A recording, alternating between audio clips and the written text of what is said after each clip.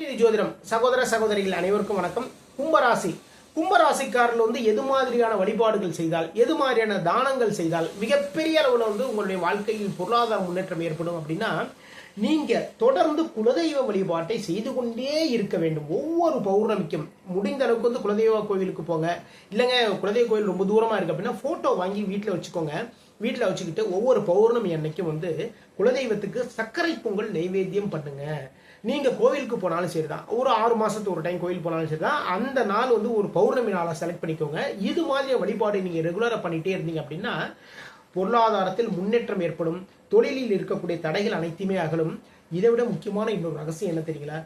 ஏழைகளுக்கு கதம்ப சாதம், ஓகேங்களா? கதம்ப சாதம்னா காய்கறிகள் எல்லா காய்கறிகளையும் போட்டு கதம்ப சாதம் பண்ணுவோம் இல்லைங்களா? இது மாதிரியான ஒரு சாதத்தை நீங்க அதாவது சுவாமிக்கு நைவேத்தியம் பண்ணிட்டு அதை ஏழைகளுக்கு தானமா நீங்க கொடுத்தீங்க அப்படின்னா பொருளாதார முன்னேற்றம் ஏற்படும், தொழிலில் முன்னேற்றம் ஏற்படும், திருமண வாழ்வு மிக மிக சிறப்பாக அமையும். திருமணம் தள்ளி போயிட்டே உங்களுக்கு திருமணம் சீக்கிரமே கைகூடும்.